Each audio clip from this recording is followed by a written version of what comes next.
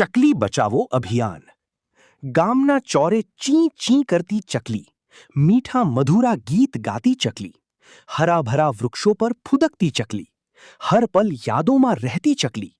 હું નાની બકુડી ચકલી, મારું જીવન સંકટમાં છે. હે માનવ, મારી મદદ કરો. હે માનવ, મારી રક્ષા કરો. એક સમય હતો કે જ્યારે ચકલીની ચી ચીના અવાજથી લોકોની સવારની ઊંઘ ઉડી જતી હતી. નાની અને પ્યારી ચકલીનો અવાજ આપણને સવાર થયાનો અહેસાસ કરાવતી આવી છે.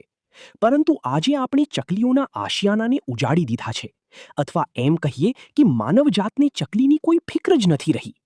આપણા જેમ આ ચકલીઓના પણ ઘર હોય છે. આજે ચકલીનું અસ્તિત્વ અંધારામાં છે. ઘરની ચકલી કહેવાતી આ ચકલી માટે કોઈ ઘર જ નથી. હજારોની સંખ્યામાં રહેતી ચકલી આજ ઘણી ચૂની બચી છે.